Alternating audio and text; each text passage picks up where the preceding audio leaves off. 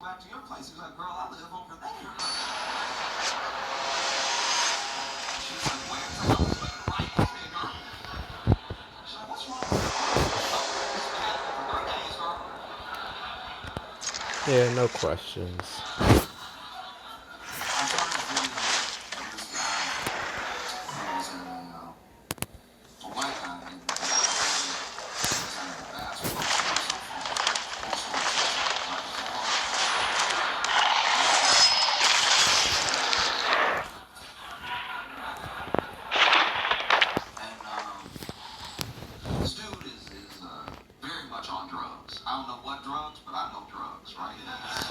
He's on drugs. Now the story starts. The party drives up to the light shop and he immediately drives his car into a light pole at the fast food shop at the parking lot. And then he backs up and does it 8 more times. Chops it down like a tree, right? And then he gets out and walks in the Bass Pro Shop. So you already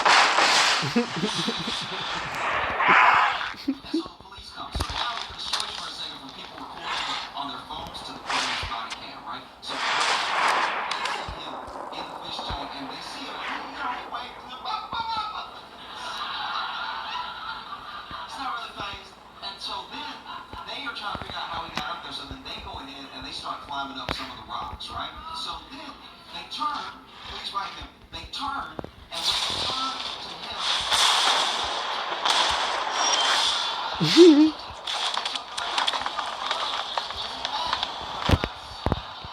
that's a different situation. Can you imagine a magician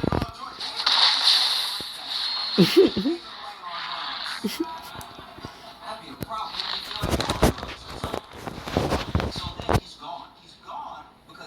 On drugs, he had the presence of mind that, hey, they probably won't talk to me. So then he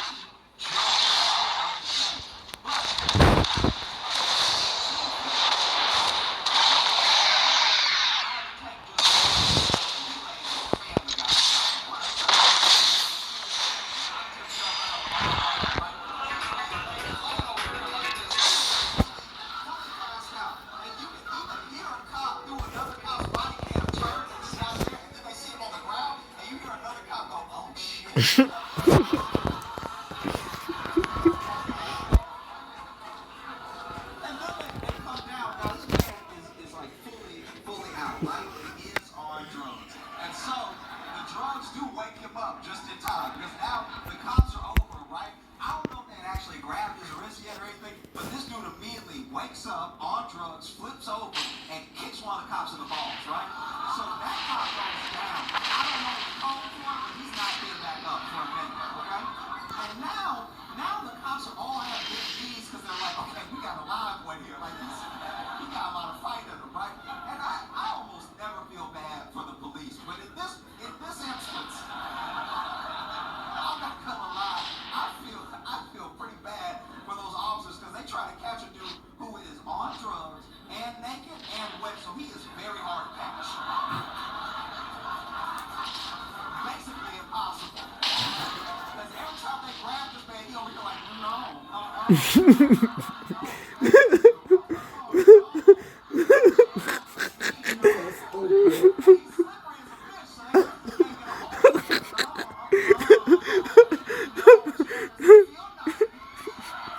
He's so stupid. It's horrible because there's really nothing to grab. And I'm telling you, because he was naked in the tank and we saw it, there's nothing to grab, right?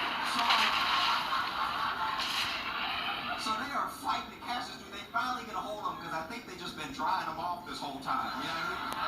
Through the entire scuffle. And they finally get him handcuffed and they're walking him out. And as they're walking about, this is back on people's phones now. As they're walking about, he's walking past people who've been recording him on their phones and he's going, Cheap used cars. Now this next part is not on camera. I had to read about this. They take him outside, they put him in the back of the cop car, and this is the first time where even though he's on drugs, he's not having a good time. Because now he's in the back of the cop car going, this feels unfair. And then on drugs, he starts kicking the door, and because he's on drugs, even though he got a naked, wet foot, he is so strong that he is kicking the car door so hard, he is warping the metal. And I saw that, and I was like, he must kick that cop's dick off. Oh, hell no.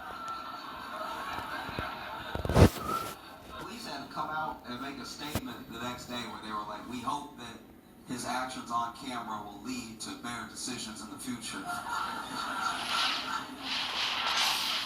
Also, we expect offshore teams to make full recovery.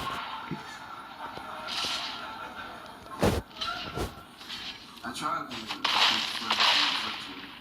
anxiety, because I have anxiety too, but it's hard to really be there for someone with anxiety because they're right. Like, you never really listen to an anxious person talk, they're making some very salient points. Their points are actually so good, it's starting to jack up my anxiety because I was like, fuck, I didn't think about that. Oh, no! That's the worst.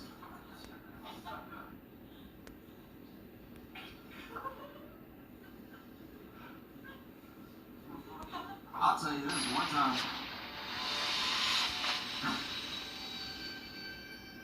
time a friend called me. He was not good at all. And he was telling me how he wanted to, end it. No. And then just started describing to me everything that was wrong in his life. And as I listened to my friend, I realized that we had the same life.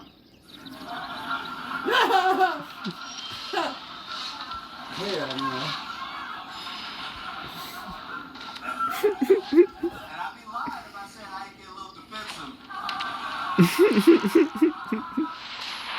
he always tells me, he's like, I can't do it anymore. Just, I'm a grown man eating TV dinners every night. And I'm like, well, hey, you doing your best, right?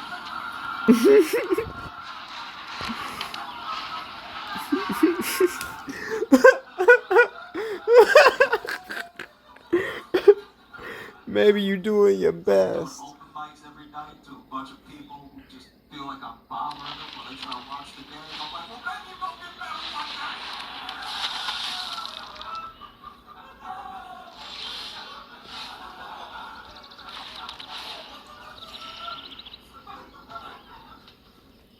It's weird how much anxiety there is over the election. Like truly nobody's happy. Like everybody's like, you even feel how it got in here? Everybody is like bummed out. You know? It's odd, right? Because it's like a rematch nobody wanted. It feels really crazy. That's why, if I'm being honest with you, I think I'm trying to theorize about how to solve big problems, right? And I'm not a doctor. I'm not an engineer. I'm not even helpful, all right? But I think about how to solve big problems. And I think that in this scenario, and I want to be clear Damn. where I'm coming from. I'm not like This gonna hurt. I mean this across the board. You know, I grew up in Louisiana. I lived in Chicago. I live in New York now. I travel around the country. I'm not just speaking with like some partisan idea in mind. I'm saying I think that for this election, and just this one, right? For this one election, that the presidential race should be a race.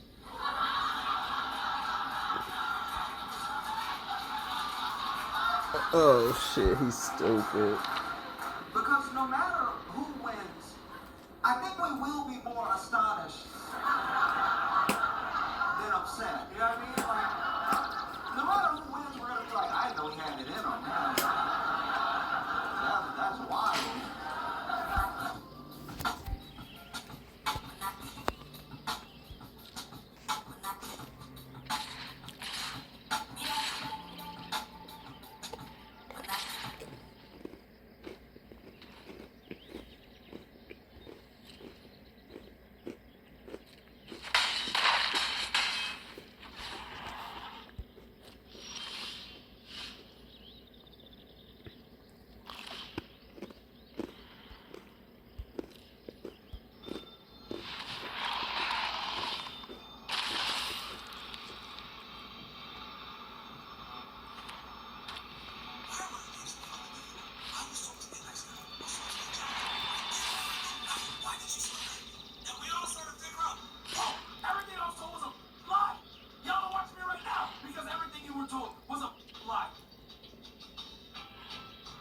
Imagine one day you're sitting in Paris, you're sitting there having a fucking coffee, and terrorists roll through their caves, and the person next to you is green.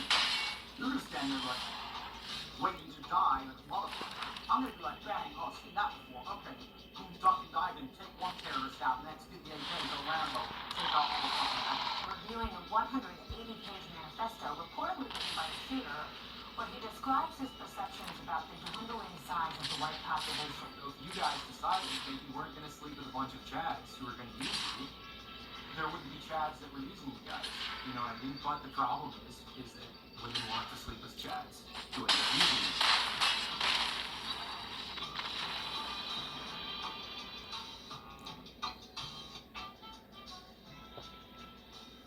you. On May 27th, 2022, I posted a video called Dissecting the Manosphere.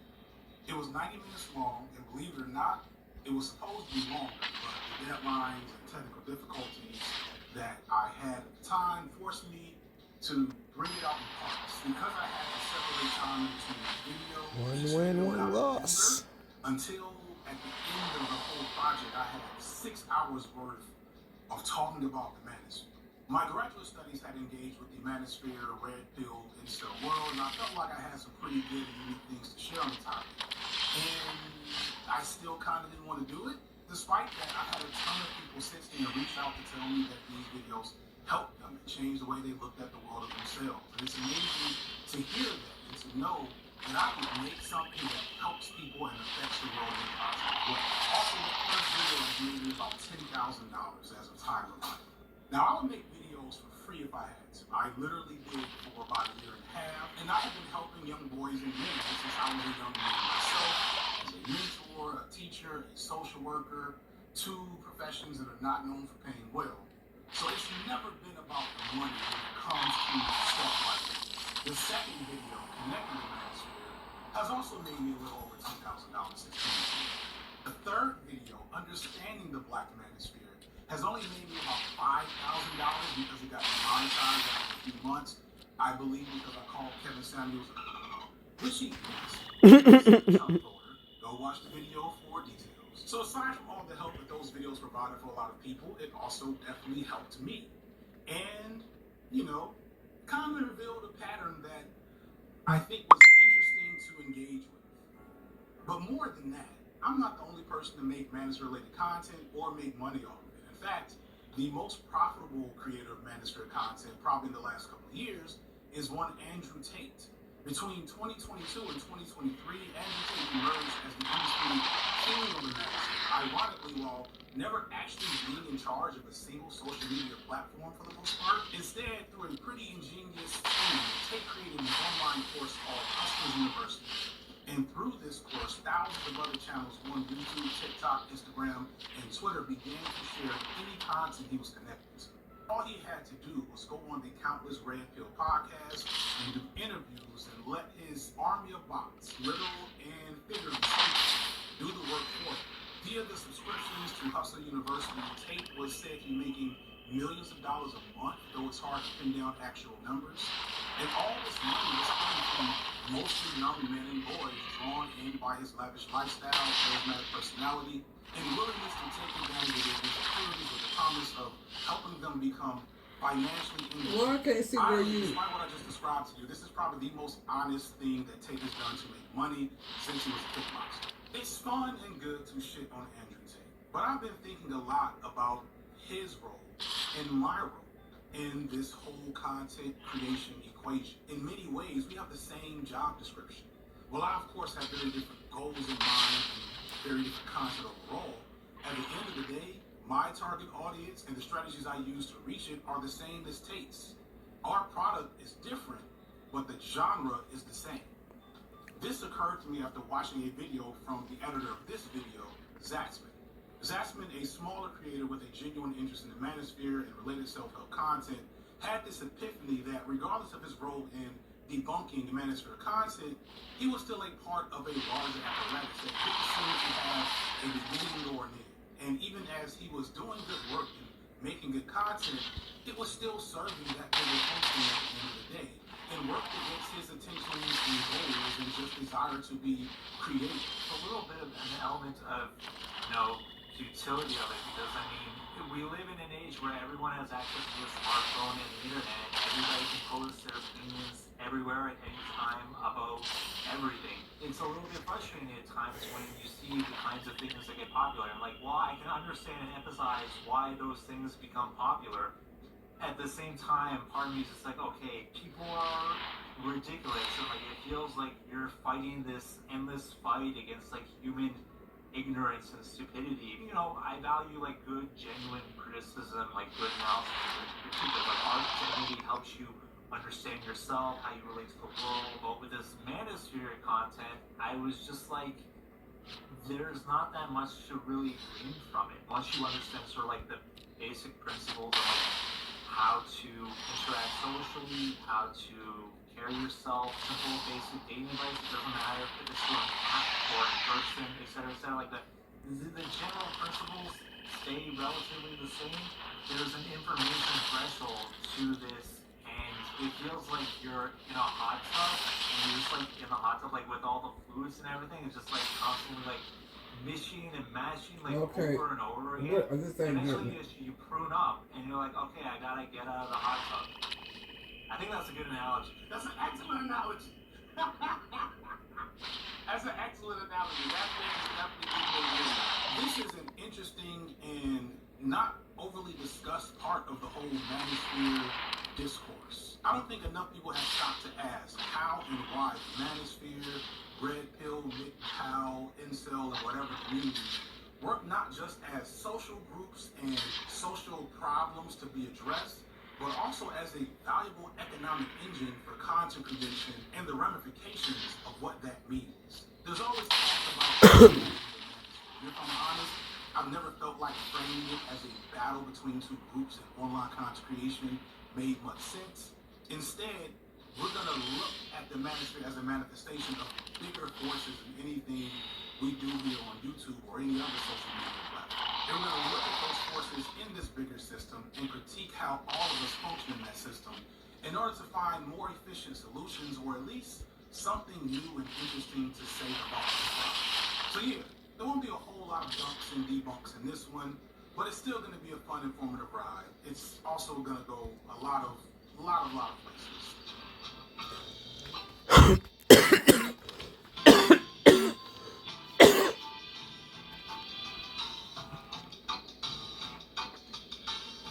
It's likely that if you're watching this, that you've already watched my other anti-manosphere content, but I still want to review some of those core themes and add to them, because even after 6 hours worth of talking about the subject, there's still plenty of stuff that got left out. So in this section, I want to fix it.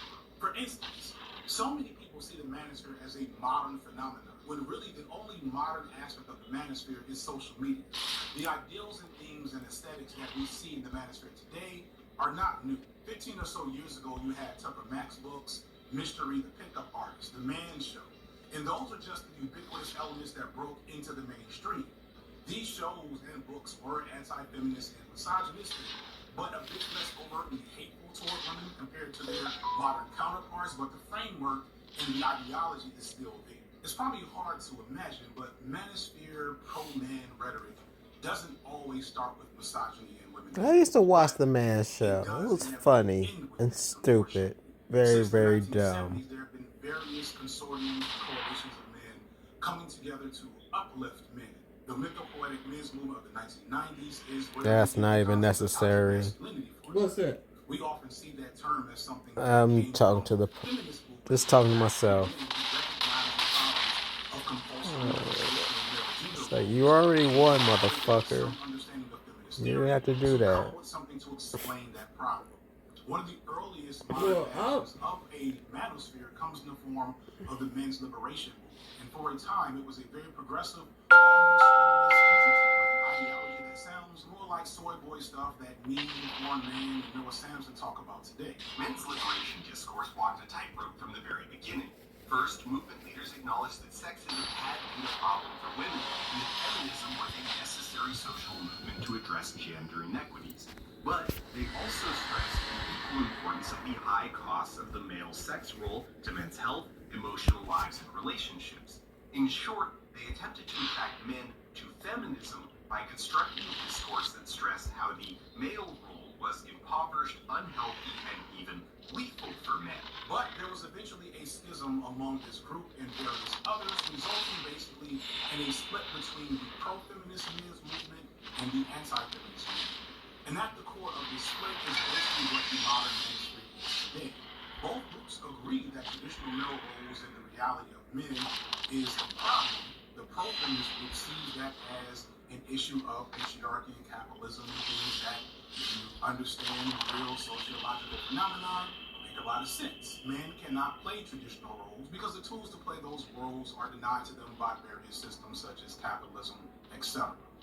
The anti-feminist group, however, sees the blame for this problem as a result of women and feminist movements throwing off the natural way of things. And this argument is obviously one that is often repeated today by the right-wing and reactionary voices. And of course, this isn't true. When you hear people complain about how a man could get a job or take care of a family by himself years ago, they always want to say it's a woman's fault, as if women are now working in those factory jobs in the 70s instead of men, or instead of recognizing that those factory jobs just don't exist in America today because the corporations move those jobs overseas. However, for men who still believe and identify with that traditional image of masculinity as a provider, the removal of their ability to provide creates a pretty big problem from which most of the nonsense stems from. But this is not to undermine the fact that masculinity has always been a space of conflict for men as long as inequality has been a thing.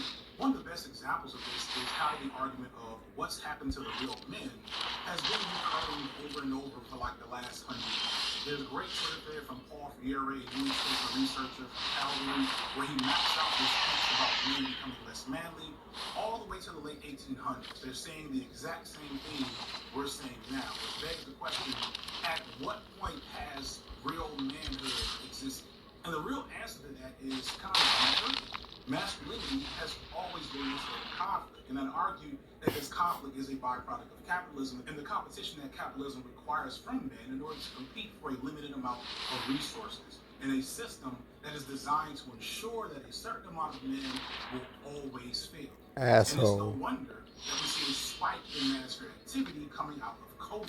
So many men were further faced with the mortal reality of this competition, let alone the overwhelming loneliness that social distancing calls for everyone, and the manosphere offered them simple but false answers. All of this history is important because the modern image of the manosphere kind of hides the reality of what the manosphere is and does and how it functions. Most of the manosphere is just really, really weird guys and or really, really awful guys doing weird and awful things. But beyond them, the manosphere purports to be addressing real issues that men are facing.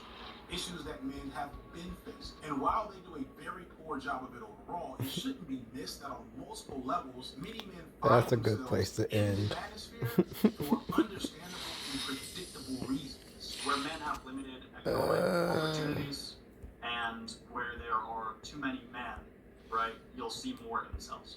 Because, first off, if there's too many men, then it's musical chairs, the mating market. Most people mate monogamously, and so most people aren't sharing. And so most people are going to be taken off the market as soon as they choose someone. And so that means that if there's too many men, there are going to be more men.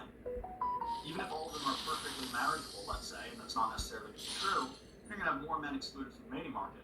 And this is going to get more intense if income inequality is super high, right? If scarcity is abundant at the lower end. Because frankly, it's very hard to compete on the mating market as a male if some men are millionaires and some men are broke. Now, we don't just compete financially, men also compete in terms of their looks. They compete in terms of their personalities as well. That's not often talked about, but frankly, some men make great boyfriends and are super fun to be around and super positive and good company.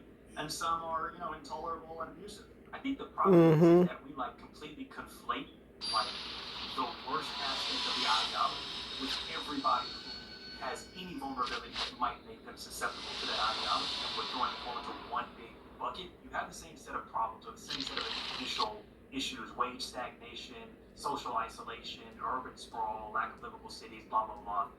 Patriarchal expectations on men that have remained despite the fact that we've kind of moved forward in society past that. Men in general, I would say, are in a position where they've not been given the socialization of the tools to move into the future of the world as it is becoming. They're still tied to a world where getting a wife or a partner is tied to a level of economic coercion over women. That doesn't In the midst of what society has become, they are rallying against the future, right? Like they are explicitly saying and electing to make a choice that I want this way. I want to live in this patriarchal reality. I want to call the shots. I want a woman that does X, Y, Z, this 1950s era kind of bullshit. And if you look at the study on it, a lot of it is men are making the best money they used to, women are making more money than they used to. I promise you that if you back off that bullshit, more than meet you halfway in regards to the economic situation. Here's another aspect of the manosphere that is often overlooked. You ever notice that many of the most visible actors in the broader manosphere tend to be men of color? Andrew Tate is half black. Sneeko is Haitian and South Asian. Fresh and Fit are North African and Afro-Caribbean, respectively. Kevin Samuels is obviously black. Hamza is Pakistani. And even going back to earlier eras, you have guys like Rushdie and Tariq Nasheed. This is an interesting thing to notice that often is glossed over. The manosphere is really a white phenomenon, but that's mostly just by the sheer numbers of white men on the internet. Visible, the most popular parts of the manosphere have always been men of color, I believe, because white men have to maintain a distinct image of moral virtuousness and progressiveness that they cannot be as openly anti-feminist and misogynistic. Something like the manosphere that builds itself on this progressive, misogynistic, patriarchal imagery just can't effectively tie itself to white masculinity, because that would conflict directly with the way racism and white supremacy works. You can't have the image of misogyny and patriarchy be white men. Even as the predominantly white male-ran Republican Party and Supreme Court seek to undermine and gut women's rights at every turn, even the white men that populate the greater manosphere take on more intellectual veneers or maintain anonymity, while their BIPOC peers tend to be more flamboyant and bombastic, and thus they thrive in the attention economy.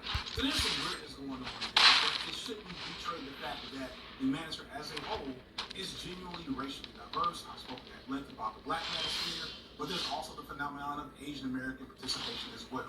I will go into more, at least. I did not see enough from this Mr. Blake trying to bring this stuff here. The 21st of January, he taught us people that would be at home in about 30 minutes. Man is what a good white boy man should be. And these ideals almost always center around conservative stoicism, masculinity, sexuality, and gender. So all of these men are chasing the same overall goals, and the slaves and the manosphere tells them that they know how to help them get there. Or in the case of red pills, black pills, incels, etc. It tells them who to blame for them not being able to get there. And that belies one of the core problems, that the manosphere is telling boys and men how to be a thing that doesn't exist. It just genuinely doesn't exist for most men out there in the world. And my perception is that that's what often brings about the most toxic behavior, because imagine chasing something that you're constantly being told is real, and you're being told that you can get it if only this thing happens, if only you buy this course, or if only these random or whatever stop doing insert X thing. This creates a paradox which brings us frustration, bitterness, and dysfunction. And all of that is not new. But today it is more volatile, more organized, more toxic, and more widespread. Men have always had these same problems, and many men have always blamed women for these problems, but we haven't always had the modern manosphere to collect and organize those individuals together. And therein lies the key that I think is most interesting to talk about. We know a nice bit about why young boys and men come to the but we don't know a lot about why they stay or why they leave, and more importantly, who benefits from their presence within these online spaces, and how all of this makes the entire situation much worse.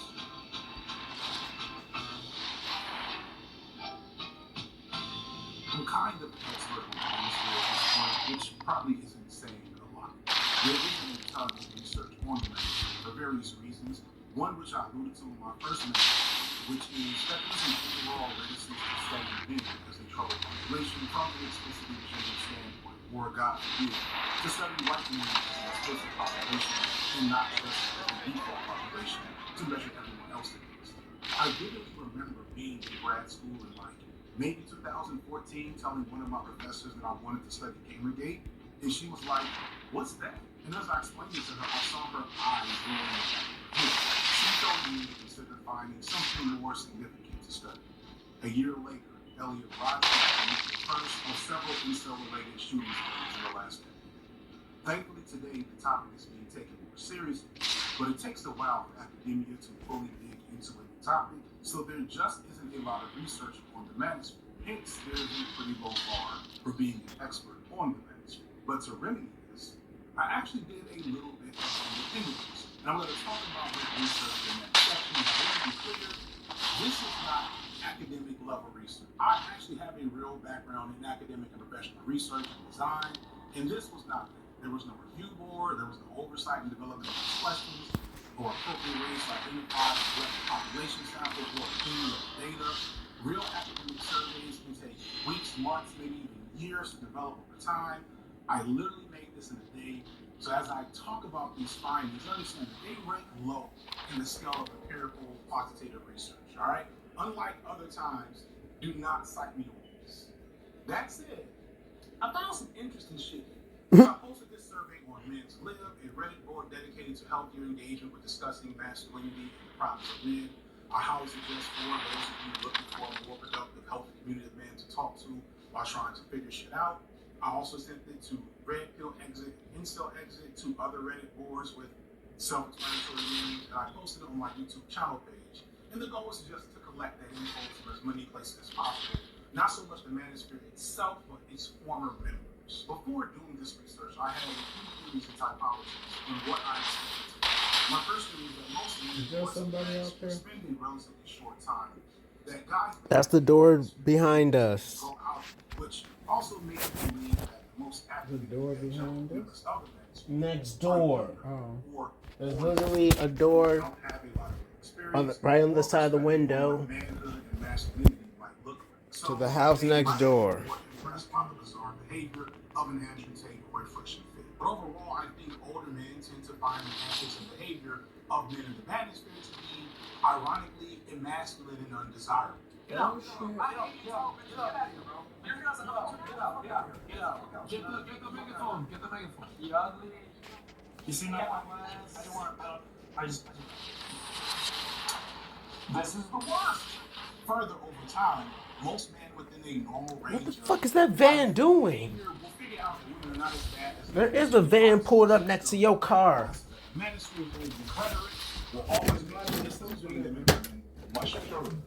Real men, while still capable of misogyny and harm to women, find this type of rhetoric and behavior Yeah. embarrassing to social media. A really good example is can be found in the relationship between Andrew and Schultz and depression. Andrew is no black women's figurehead. He's black attitude, social issues. On Fresh Fit came on the Fragrance podcast. Him and his co-host said, "You guys know the way you make it. You are from Simple Pimps, which is another model. I looked into what you guys were doing, and a lot of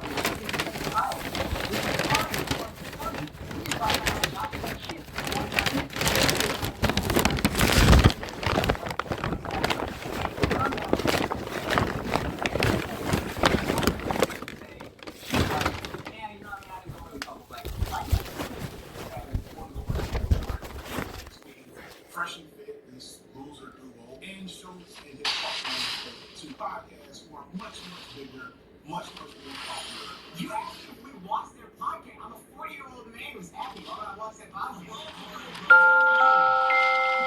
I was about to fight with my wife. These guys get me. These guys understand, bro.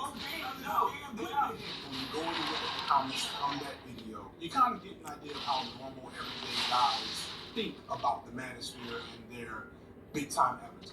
Guys in the manosphere are of a unique breed. Most men in the manosphere spend only a limited time, somewhere between 6 months to a year on average. To further explain this, I break down the manosphere participants into 3 specific types. First, there's influencers. These young men and boys come for a specific purpose, such as learning how to dress better or improving their conversational abilities, social coaching, etc. Skills that once they master, they don't really have a reason to stick around much longer. Because they're looking for specific things, they also don't participate as much in the larger, broader community. They're much more likely to be connected to the more peripheral figures I mentioned earlier, or spaces like no-fap and pickup artistry. This also means they're not as evangelical about the manosphere, nor do they identify with it as much as part of the find some things that might help them accomplish the goal they have in mind. And this makes it easier for them to get out of the issues, kind of what you were addressing, which is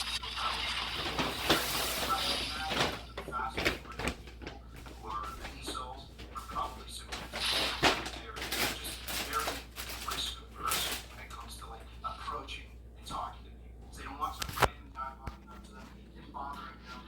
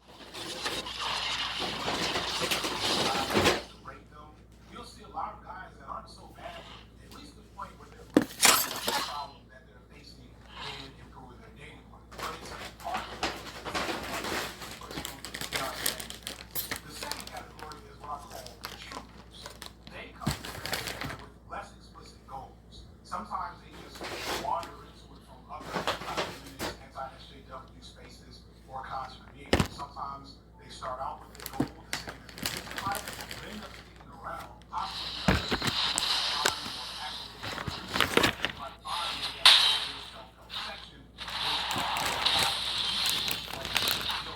this has the byproduct of stronger opinion toward the rhetoric in the community they engage in.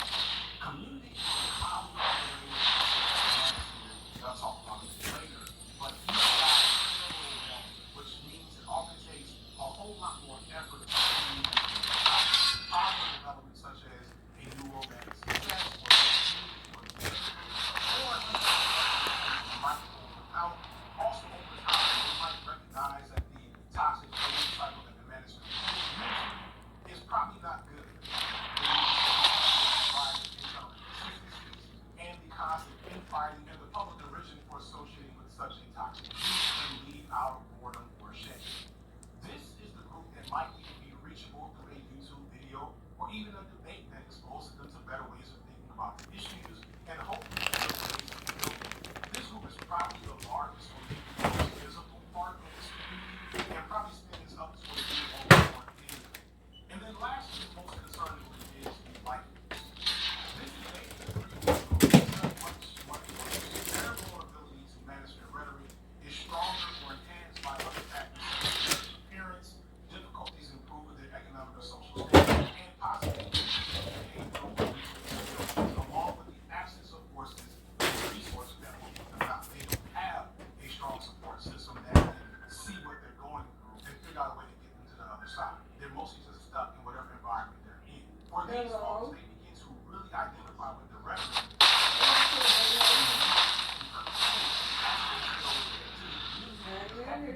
Might be the only one that they actually have access to.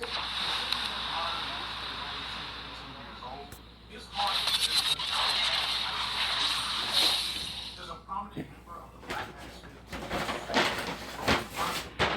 and others who are clearly in their 50s, and they have fans that have been with this since way back in the day.